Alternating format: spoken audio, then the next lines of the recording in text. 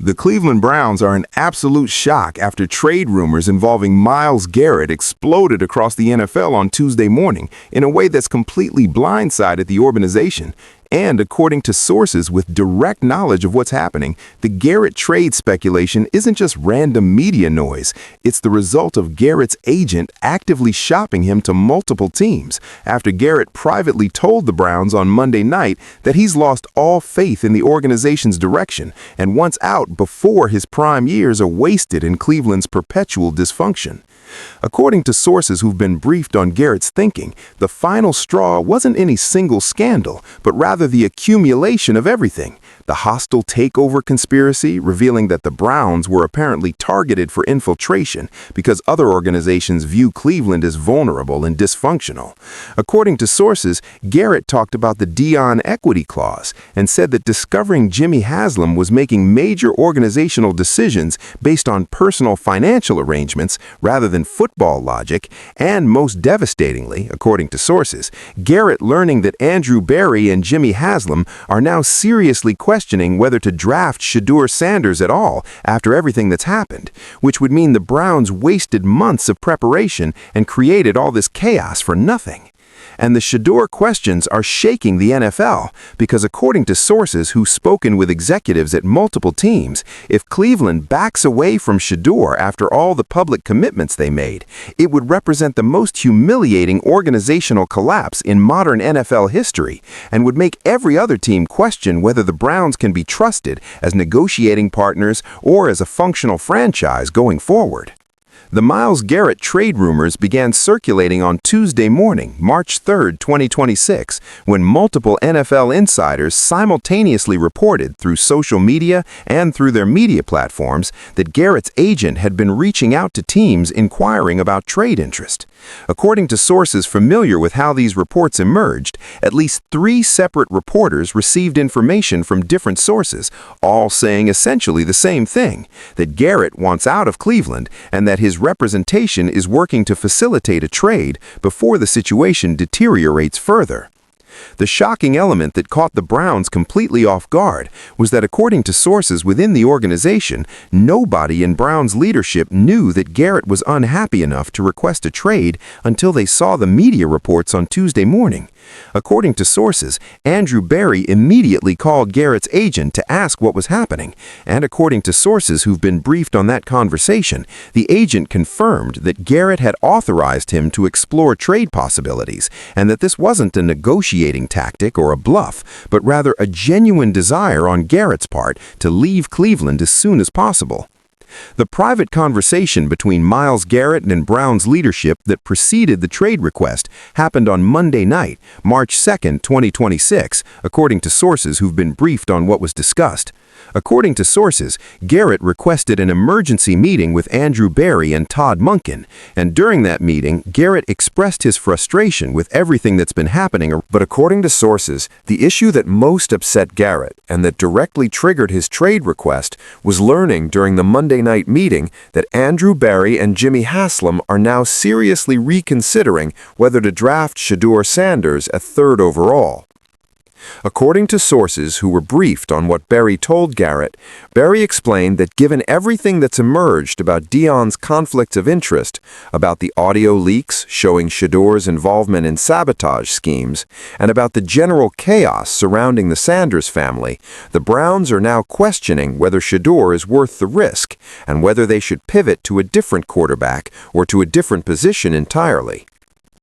Garrett's reaction to learning the Browns might not draft Shedeur after all the months of preparation and public positioning was reportedly explosive, according to sources. According to sources, Garrett told Berry and Monken that if the organization is going to create this much chaos and dysfunction around the quarterback decision and then potentially not even follow through with it, then he doesn't want to be part of the organization anymore. According to sources, Garrett specifically said something to the effect of, "You've destroyed relationships with Dion, with Shedeur, with other teams through all of this. You've made us a laughingstock, and now you're telling me it might all be for nothing? I can't do this anymore. I need to go somewhere that has its act together." The meeting ended, according to sources, with Barry and Monken trying to convince Garrett to be patient, to give them time to figure out the best path forward, and to trust that they would make the right decisions for the organization. But according to sources, Garrett was unmoved and told them that unless major changes happened immediately, he wanted them to trade him to a team that could actually compete for championships. According to sources, Garrett left the meeting and immediately called his agent and authorized him to start reaching out to teams about trade possibilities. The teams that have expressed interest in trading for Myles Garrett since the rumors broke are numerous and include some of the NFL's elite organizations, according to sources who've been tracking the market. According to sources, the San Francisco 49ers have reached out to inquire about what it would cost to acquire Garrett, viewing him as the missing piece who could put them over the top defensively. According to sources, the Dallas Cowboys have also expressed interest, seeing Garrett as a way to upgrade their pass rush and to make a statement about their win-now mentality. And, according to sources, the Philadelphia Eagles have made preliminary inquiries, despite being division rivals, calculating that acquiring Garrett would not only improve their defense, but would also weaken Cleveland significantly.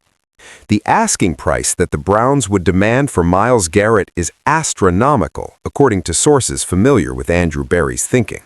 According to sources, Berry has told teams that inquired that Cleveland would need at minimum 2 first-round picks and a quality young player in return for Garrett. And even then, Berry has made clear that the Browns don't actually want to trade him and would only consider it if Garrett absolutely refuses to stay. According to sources, Berry's hope is that by setting such a high price and by trying to repair the relationship with Garrett, he can convince Garrett to withdraw the trade request and to give the organization one more chance to get things right. The Shedeur-Sanders questions that are shaking the NFL stem from the revelation that the Browns are seriously reconsidering their draft plans after everything that's happened.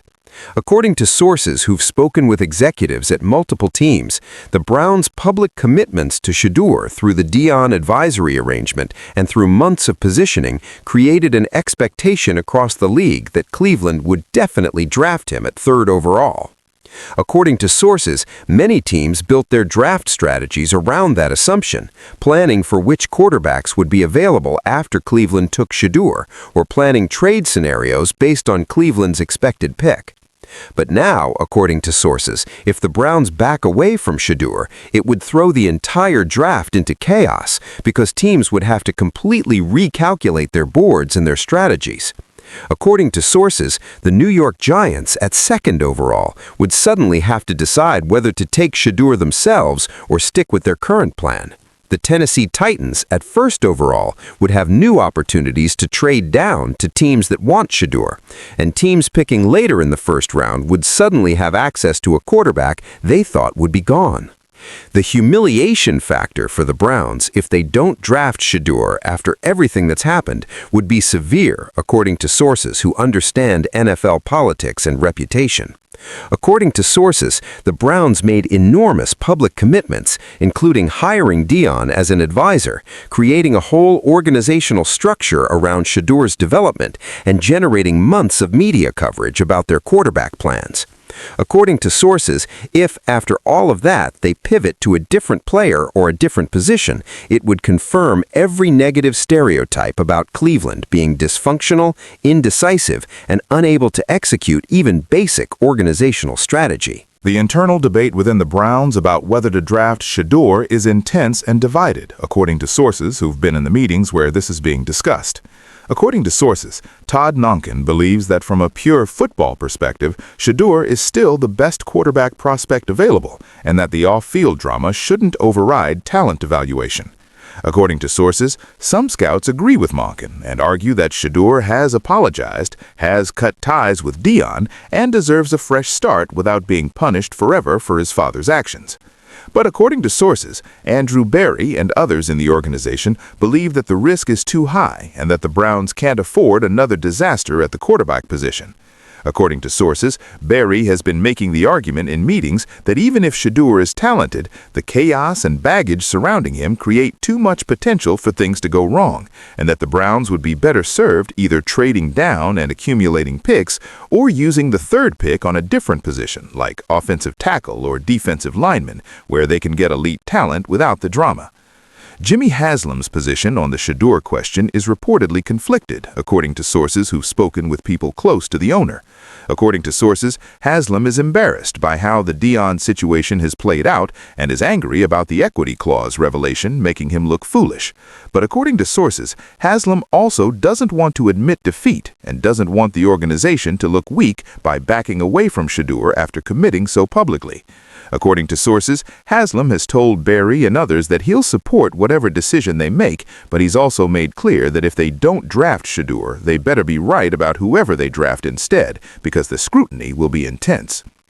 The impact on Shedeur Sanders himself from the Browns potentially backing away from him is devastating, according to sources who've spoken with people in Shedeur's camp. According to sources, Shedeur had been preparing mentally and emotionally for going to Cleveland despite all the complications, and learning that the Browns might not draft him after everything he's been through is creating enormous anxiety about where he'll actually end up. According to sources, Shedeur's representatives have been reaching out to other teams to gauge their interest level and to try to identify backup options if Cleveland does pass on him. The Cleveland Browns' official position on both the Myles Garrett trade rumors and the Shedeur questions has been to decline comment and to say that the organization doesn't discuss personnel decisions publicly. But according to sources, privately the Browns are in crisis mode, trying to manage both situations simultaneously. According to sources, Barry has been spending hours on the phone with Garrett and with Garrett's agent trying to repair that relationship, while also spending hours in meetings debating what to do about the draft and whether the organization can recover from the Shedeur situation regardless of what they decide. As of now, Tuesday afternoon, March 3, 2026, the Cleveland Browns are shocked and reeling from Myles Garrett actively requesting a trade after losing faith in the organization and from league-wide questions about whether they'll actually draft Shedeur Sanders after all the public commitments they made.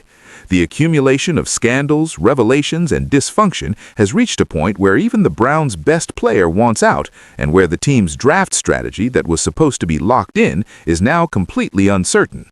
The next few days will determine whether the Browns can convince Garrett to stay, whether they actually commit to drafting Shedeur or pivot to something else, and whether this organization can survive the most chaotic and damaging pre-draft period any NFL team has experienced in modern history.